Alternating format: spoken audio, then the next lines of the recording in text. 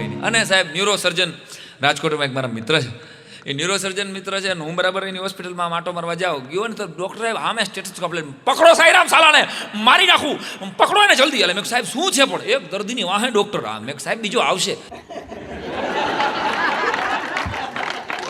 આવશે આવશે આમ કઈ દર્દીની વાહે થોડું જવાય, આવશે બીજો. અરે મને કે મર્ડર કરી નાખું સાલાનું. આટલા ગુસ્સામાં કોઈ દી મેં ડૉક્ટરને જોયેલા નહીં. સાહેબ પણ કારણ શું થયું કયો? મને કે તમને ખબર નથી, અમારે ન્યુરો સર્જરી કરવા માટે, ચેકઅપ કરવા માટે પહેલાં માથાના વાળ કાપવા પડે. આ સાલો ત્રીજી વખત વાળ કપાવીને વયો ગયો.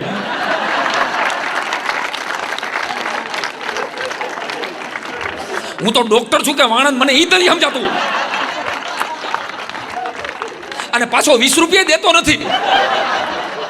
નગરે આપણે એમ થાય હાલો વાણંદના તો દીધા, વાળ કાપવાનો દીધા, એમને એમ નીકળે છે. સાહેબ હાલો હું ગોતાવા લાગુ. આ સ્પેશિયાલિસ્ટ મિત્ર છે મારા ડૉક્ટર કાકડિયા સાહેબ. એને મેં પૂછેલું સાહેબ તમારી જીવનની કોઈ સંવેદના? મને એને એક લીટીની કવિતા મને કીધેલી. મને કે મારી પત્ની ડૉક્ટર છે, હું ડૉક્ટર છું, અમે બંને આંખોના ડૉક્ટર છીએ.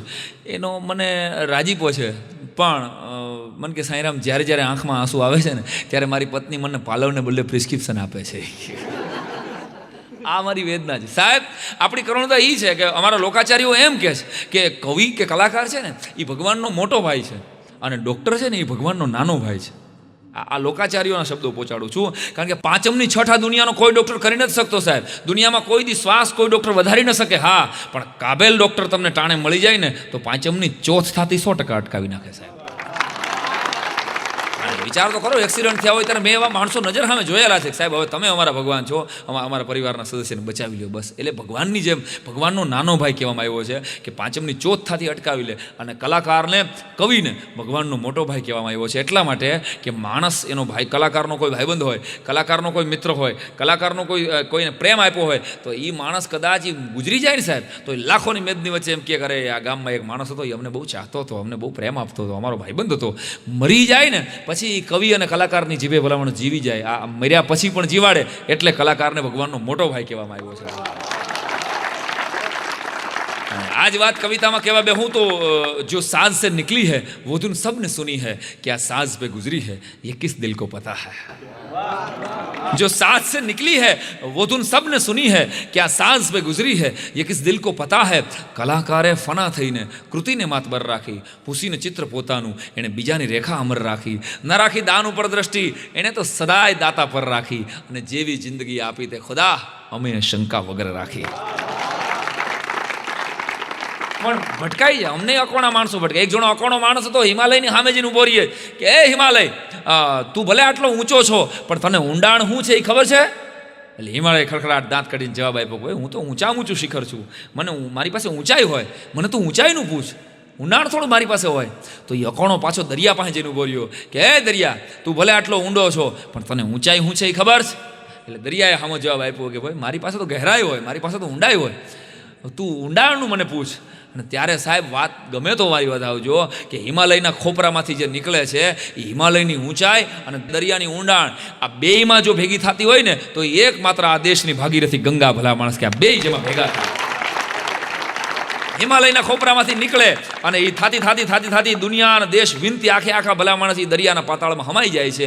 એ ગંગા કે અમારા કવિઓ, અમારા લોકાચાર્યો, અમારું લોક સાહિત્યને બિરદાવીને કહેતું હોય કે ચલી પ્રસન્નરા પંગા હું તો વ્રહ મંડા હું તો ચલી બમ્મરા મંડે બાહું ચલી મહાબાહ્ય અને મેરરા ચરંગા પછી પધારી હસમુખી પહાડાઓ નાડા વચ્ચે ગંગાળા પ્રવાહ નુમળા તરંગ વેળ ઉજળા પ્રવાહ નીર શામળા કરામો મેટ તારીની સંસારી અને ભલી બાત સેવા કરી ભાગીરથી લાયો બોલો ધનો ધનો સુરસરી મુગતરી ધારી અને સતજુગ ત્રેતાજુગ દુવા પર કળુસત નરા લોકો ગરા લોકો જરા લોકો નામી અને ઝહર હર દુવારો મેકઠરી પેટી જગા પાપરા કા પાઠ ભાજે કીજીએ પ્રણામી અને ભૂતેશ મહેશ શેષ જોગેશ આદેશ બને, ભૂતેશ મહેશ શેષ જોગેશ આદેશ બને કવેશ અનેક ભખે મુખામ કે કૃત અને વ્રસન વ્રહમ સમ સુરજ સરીખા વંદે પાર પટ ગંગા દીદી પૃથ્વી પ્રવિત અને ઉલટી હજારદાર કે હંદા બહાર આઈ ઓધાર સંસારદાર મેહમા પાર ને અવતાર દિશે જાય 11 અવતાર કળુ જીતે દીએ ઘણી બળે જળા કાર્ય ને પાડતાર ચાર જગા બળે હી તળવા પૃથ્વી બમળા ઉજળા જળ પ્રગળા બેહાન અને મહાપાપ કરે પરા મુગતરા દ્વાર બરે કર જોડી નમો માત ઈશ્વરો ભનંત ભલા માણસ.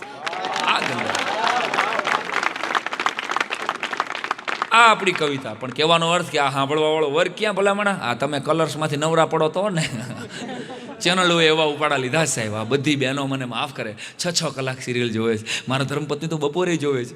મેં કીધું બપોરે શું કામ જોવે છે? મને કે પાકી થાય ને. હવે આ પાકી કરવાની વસ્તુ છે. અને કલર્સમાં ઓલું કંઈક આવે છે, શું ઓલી સિરિયલ ઉત્તરણ નામની કંઈક સિરિયલ આવે છે. ભગવાન જાણે મારા ધર્મપત્ની એ સિરિયલમાં એવા ઊંડા ઉતરી જાય છે. ઉત્તરણમાં 9 વાગે રોજ એવા ઊંડા ઉતરી જાય છે કે મારા 2 વર્ષના છોકરાની ચડી ઉતરી ગયો ને એનું ધ્યાન ન હોય પહેલાં, કારણ કે એ ઉત્તરણમાં ઉતરી ગયા હોય. અંતે લગાડી દીધો સાહેબ. હા એ સિરિયલમાં. અને એ સિરિયલ જોયા પછી મારા ધર્મપત્ની મને સવાલ પૂછે, મને કે તમે કહો ને કલાકાર છો, વંશનું શું થશે? મેં કે આપણો તો નહીં રહીએ.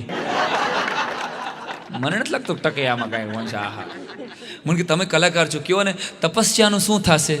મેં કે મારી તો એળે ગઈ.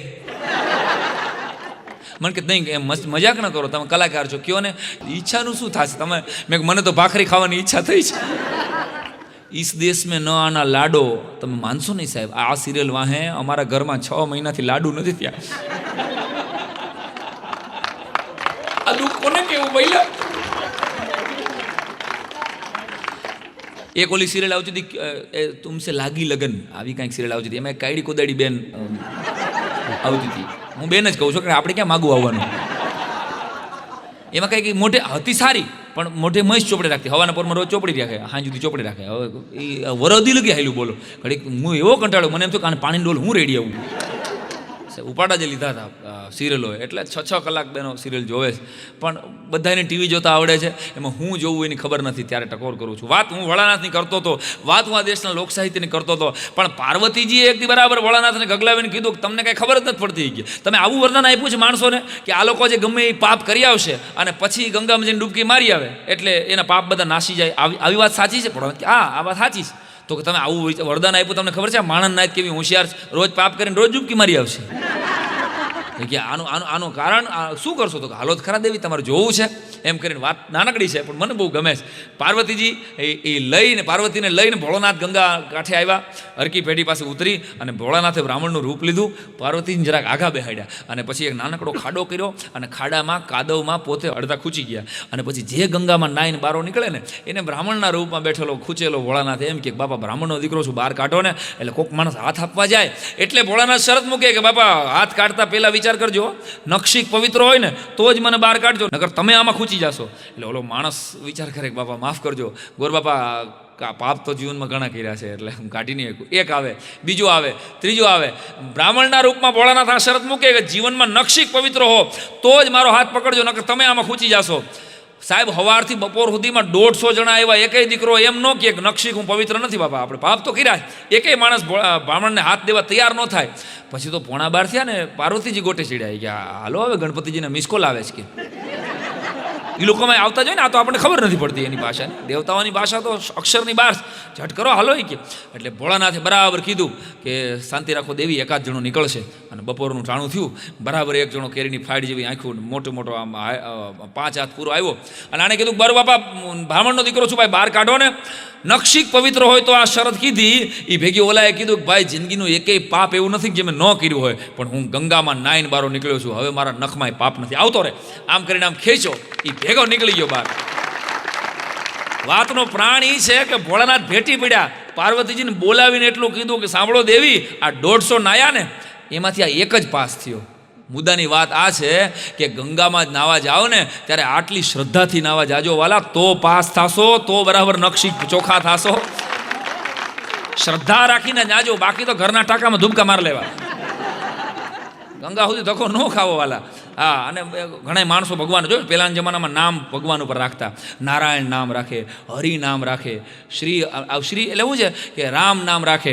એટલે શું કે છેલ્લા સમયે ખાલી નારાયણ બોલાઈ જાય ને તોય ભગવાનનું વિમાન આવી જાય, એટલે નામ જૂના રાખતા. હવે અટાણે તો ભગવાન જાણે કોણ આ નામ પાડે છે, એવા નામ પાડે. બોલો આ હા યશનીલ એવું નામ. હવે આ યશનીલ દાદા કેવડા લાગે આ મોટા થાય તો?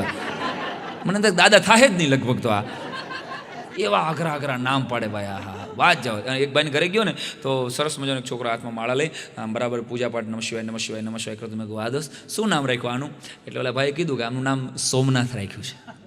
વાદોસ્ત છોકરાનું નામ સોમનાથ? મને કે હા સોમનાથને આપણે બહુ માનીએ. ત્યાં બીજો આવ્યો હાથમાં પાણો લઈ અને શેડા બેડા હેલે જતા, એ બાપા ધાડ પાણો ઘા કર્યો. મેં કહું આ? મને કે ઘેલા સોમનાથ.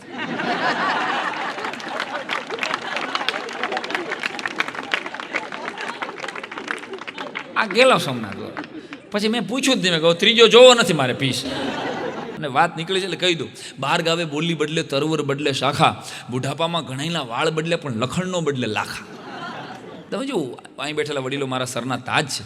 બાકી તો મેં એવા વડીલો જોયા છે ગામને ચોરે બેઠા હોય, આ 80 વર્ષના હોય, ગંજી પતે રમતા હોય, અને ત્યાં કોક નીકળે ને એટલે હાથનું નેજવું કરે, આ કોના ઘરના નીકળે. હવે તો પાછો વળે, હવે તો વળે, આમાં જ તારે મોતિયો આવ્યો, આમાં જ તે નેત્રમણી બદલાવ્યો.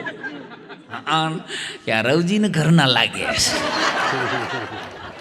હમણાં જામી ગયા.